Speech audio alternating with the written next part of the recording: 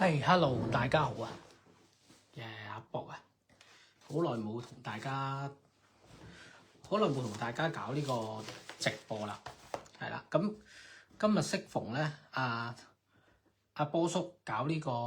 財政預算嘅演講，咁我又同大家講下我最擅長嗰份嘢啦，稅務啦。聽到㗎嘛？大家聽唔聽到嘅？因為太耐冇開直播，我都唔知 O 唔 OK？ 係啦，咁先啊，搞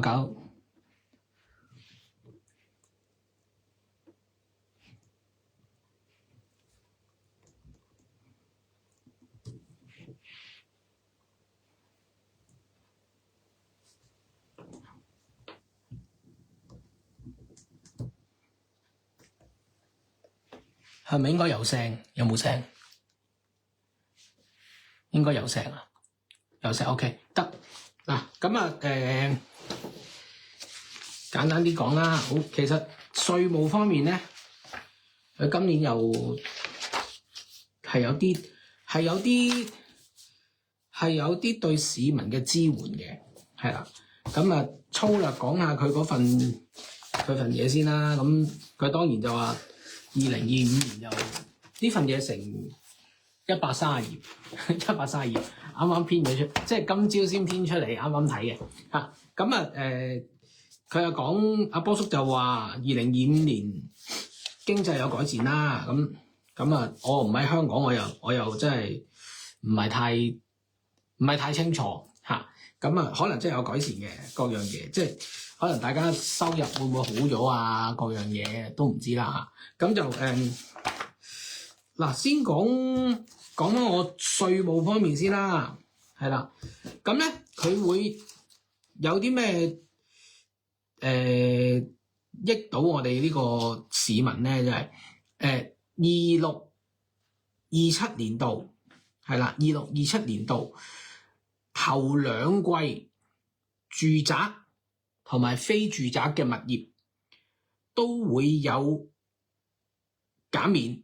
上限就為500蚊，係啦。咁咧即係你500蚊樓下你唔使交啦，500蚊樓上就交。即係如果你個差餉嗰啲係600蚊，咁你咪交100蚊咯，咁樣啦嚇。咁咯，咁就稅方面咧，薪俸稅同個人入息課稅，即係 salary tax 同埋 personal assessment 啦。咁就都有減免嘅，係啦，就有3000蚊，上限3000蚊，就 100% 㗎，100%。咁就係喺25-26年度嘅，係啦，即係話你嚟緊你報嗱，你而家26年4月，咁你就會報嗰個稅啦，報個人稅啊、薪俸稅係啊，個人稅啦。咁佢就會計完之後咧，佢就會直接扣咗你25-26年度3000蚊嘅稅。即係話如果譬如你25-26你交少過3000蚊嘅撥計出嚟，咁你咪唔使交稅咯嚇。咁就利得稅一樣啦，利得稅其實同薪俸稅一樣，都係3000蚊，都係咁樣嘅。即係如果譬如你自己有限公司啊，或者你自己有做啲小生意，有個商業登記嘅，咁你商業登記嗰個稅，你唔用 personal assessment 個人入息課稅嘅話，咁你用呢個利得稅，咁都同樣係有3000蚊扣嘅，係啊，即係上限3000啦咁樣咯嚇。咁邊樣抵啲就要到時你自己計，係啦。咁就我呢度淨係講佢有啲咩措施會益到廣大嘅市民嘅啫，係啦。咁之後咧就有呢個即係有啲改動啦，就係嗰個個人免稅額係啦，就由13.2萬加到14.5萬，即係話你14.5萬嘅收入以內你就唔使交稅。咁之後嗰啲就跟你嗰個稅階啦嚇。跟你個稅階去交咯，去計咯。咁就嗱，但係你搞清楚呢度喎，佢呢個建議係講緊係26、27年度，係啦，即係話你今年你嚟緊26年4月要報稅嘅時候咧，你嗰個免稅額依然係13.2萬，因為你26年4月報嗰個稅咧，其實係講緊你25、26年度，即係由財政年度25年4月到26年3月，係啦。咁你呢個財政年度咧，你嗰個個人免稅額咧依然係13.2萬。咁夫婦嘅就26.4萬啦嚇，26.4萬啦嚇。咁就要到咧26、27年度，即係話你27年嘅4月報翻26、27嗰個稅務年度嘅收入嘅免稅額先至係14.5萬，係啦。呢個係有啲 tricky 嘅。你如果就咁睇嗰啲懶人包咧，佢可能會講得唔清楚，你就會誤以為其實誤以為今年就已經係14.5萬，其實唔係嘅，其實係講緊26、27年度，係啦。咁除咗呢個個人免稅額有增加之外咧，子女免稅額都有增加嘅。子女免稅額咧就由13萬加到去14萬，係啦。咁供養父母、祖父母嘅免稅額，即係其實我哋成日都講就係爸爸媽媽個免稅額，其實爸爸媽媽嘅爸爸媽媽，你哋都可以用嘅，係啦，即係只要冇人用，即係如果你好幸運地結咗婚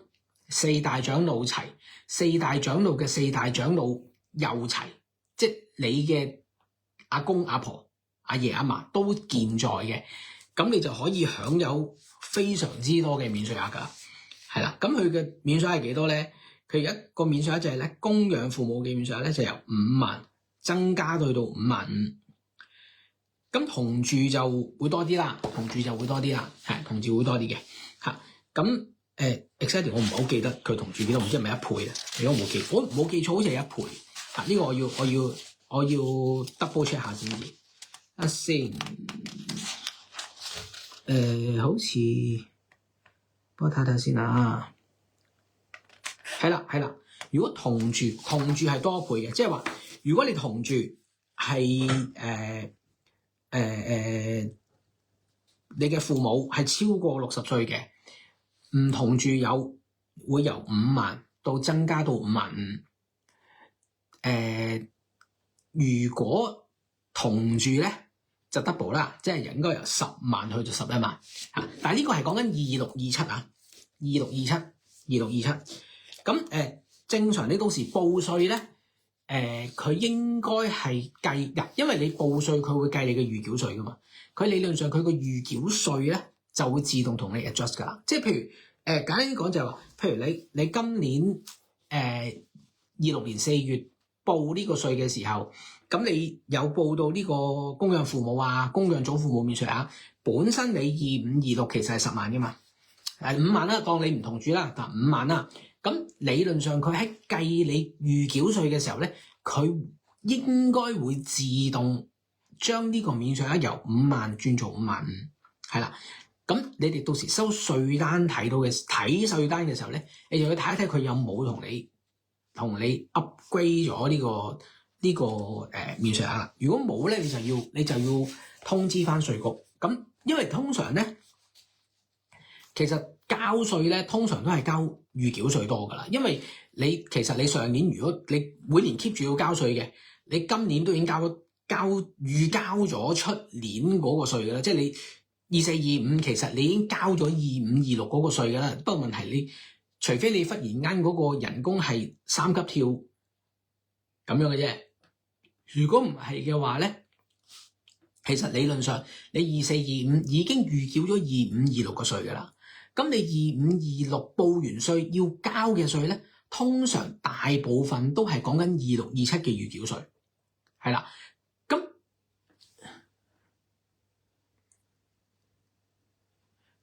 所以咧，就要留意翻喺你到時收到稅單嘅時候咧，佢計你嘅預繳稅嘅時候咧，會唔會自動同你將所有嘢 adjust 啊？即係由13萬2嘅免稅額啊，轉咗做14萬5啊？免稅額仔女免稅額會唔會由13萬轉做14萬啊？咁樣你呢度就要留意翻啦，係啦。咁當然其實錯嘅機會又好細嘅，因為稅局全部都係用電腦化噶啦嘛，即係正如阿波叔講，佢哋今年會大力發展 AI 咁應該錯誤嘅機會就會少噶啦，因為 AI 嘛咁啦。咁就另外就係55至59嘅父母或者祖父母嘅免稅額咧，就由25000去到27500，同住咧。又係一樣，都係 double 咁樣咯咁就另外嗰個入住合父母或祖父母入住呢個合資格院舍咧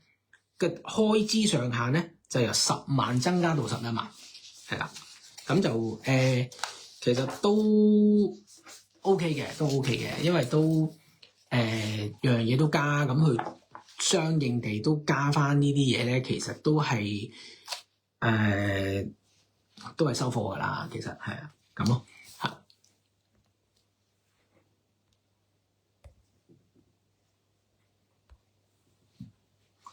咁就大致上咧，佢關於稅務方面咧，其實就着墨不多嘅，因為其實香港嗰個稅，亦都正如波叔講，低稅率亦都係簡單嘅稅啦咁其實都唔係太複雜，咁當然啦，其實隨住呢個經濟復甦啦，可能大家嘅收入會多咗，咁其實開始就真係如果有做生意啊，或者係副業啊，即係譬如可能係你自己做啲小生意，即係唔係你唔係全職做生意咧，做啲小生意嘅，咁其實都可能啲收入會增加，咁可能都需要做定個 tax planning 咯tax planning。咁其實有啲人聽到 tax planning 呢樣嘢咧，就第一時間就講喂，我係咪犯法？即係我係咪逃稅？即係你話 tax planning 啊，咁我係咪逃稅？其實唔係逃稅，係有好多人就誤會咗嗰個稅務安排咧係一件好邪惡嘅事啊，好邪惡點解咧？佢覺得喂，其實理論上我係應該要交稅噶嘛。咁如果我做稅務安排之後，我交少咗稅，甚至乎我唔使交稅，咁咪即係逃稅咯，係嘛？咁有好多人係有呢個誤會嘅，其實有好多人有呢個誤會。咁其實就唔係咁嘅理解嘅其實係因為其實係咧只不過係將同一件事，即係同一個 profit 嗰個利潤擺喺唔同嘅稅階去做啫。即係譬如假設你係開一間有限公司做生意嘅，咁你間公司賺咗50萬50萬先算啦。咁你本身你喺呢間有限公司，你係呢間公司嘅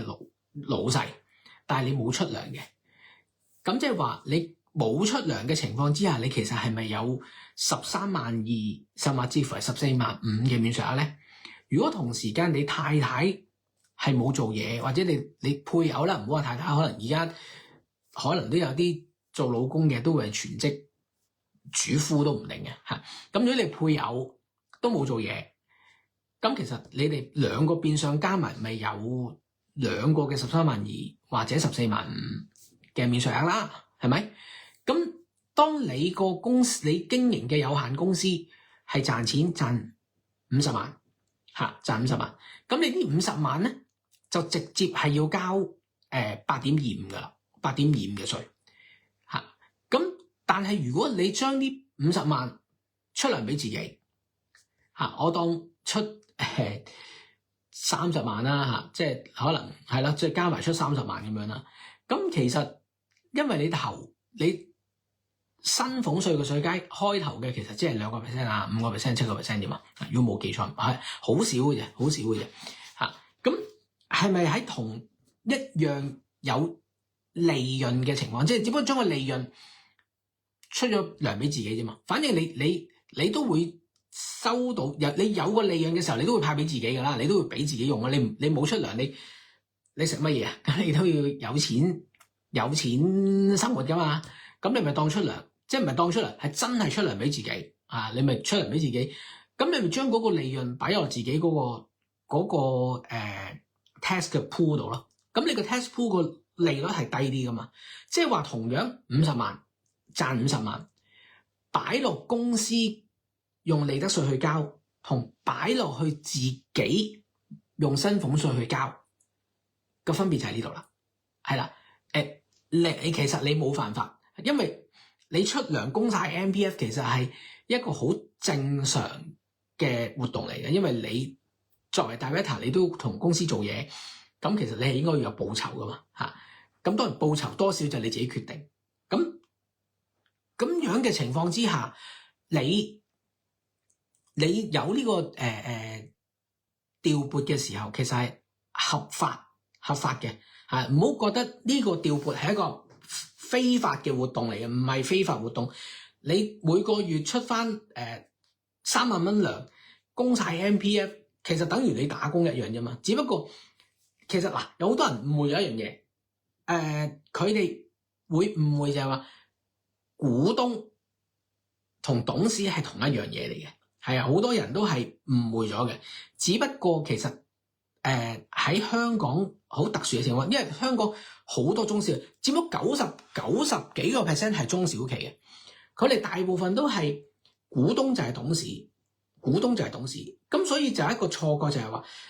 有啲人佢唔識分究竟股東同董事嘅分別。總之佢就係話，我係呢間公司嘅老闆，我係呢間公司嘅老闆。咁其實你係呢間公司嘅老闆咧，你係股東，你係一個 shareholder， 你攞住公司嘅股份。即係相對地，可能你係攞住匯豐銀行嘅股份，係啦，你係匯豐銀行嘅股東 shareholder，